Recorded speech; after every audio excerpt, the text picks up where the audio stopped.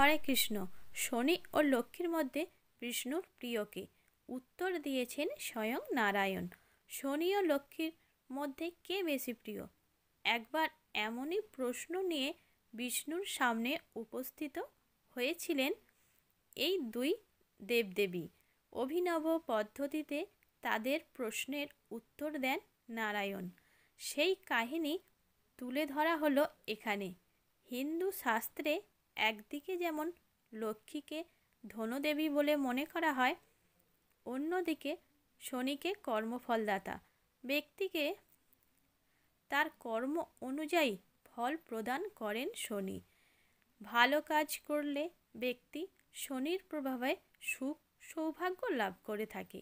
তখন লক্ষ্মীর কৃপায় সেই ব্যক্তি ধন সম্পত্তি লাভ করতে পারে।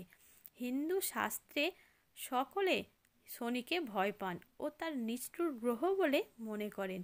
অন্যদিকে লক্ষ্মী লাভের প্রত্যাশা সকলেই করেন।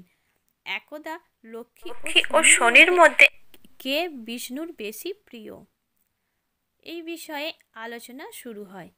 এই আলোচনা তর্ক শেষ না হওয়া তারা বিষ্ণুর দ্বারস্থ হন। নারায়ণ বিষ্ণুকে জিজ্ঞাসা করেন যে লক্ষ্মী ও তার মধ্যে বিষ্ণু কাকে বেশি পছন্দ করেন। এই প্রশ্নের উত্তর দেওয়ার কথা কল্পনা করেই দোটানায় পড়েন নারায়ণ। দুজনেই তার প্রিয়।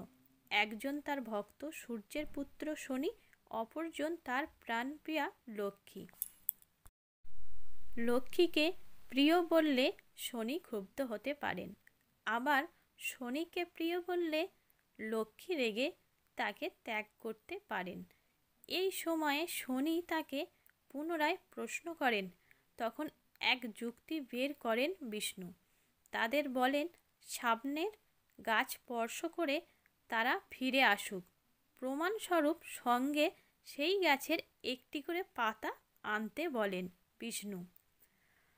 তো নারায়ণের এই বিচিত্র শর্ত লক্ষ্মী বুঝতে পারলেন না, তবে তার আদেশ পালন করে সামনের গাছ স্পর্শ করে পাতা নিয়ে আসেন দুজনেই। এরপর শনি উৎসাহী হয়ে বিষ্ণুকে পুনরায় প্রশ্ন করে বসেন।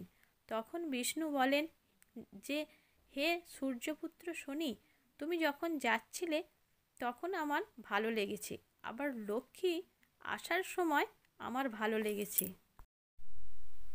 উল্লেখ্য, শনির দশা যখন শেষ হয় বা শনি যখন ব্যক্তির রাশি থেকে সরে যায়, তখন ব্যক্তির জীবনে সুখ সৌভাগ্য বৃদ্ধি পায়। আবার ব্যক্তি লক্ষ্মীলাভ অর্থাৎ অর্থ ধন সম্পদ সুখ সৌভাগ্য লাভ করলে অধিক খুশি হয়। শনির কারণে হয়ে থাকা কষ্ট দূর করে পরিবারে লক্ষ্মীকে স্বাগত জানানোর একাধিক উপায় জানানো হলো এখানে। শাস্ত্রে এর মধ্যে 4টি উপায় করলে সুফল পেতে পারেন। শনিকে খুশি করার উপায়। শনিকে খুশি করার জন্য শনিবার দরিদ্র শ্রমিকদের সাহায্য করুন ও তাদের তেলের তৈরি জিনিস খাওয়ান।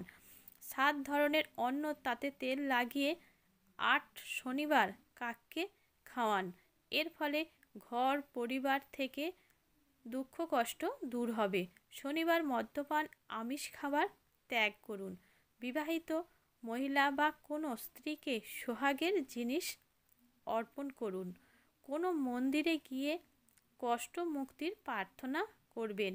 এর ফলে শনির কৃপা লাভ করা যায়।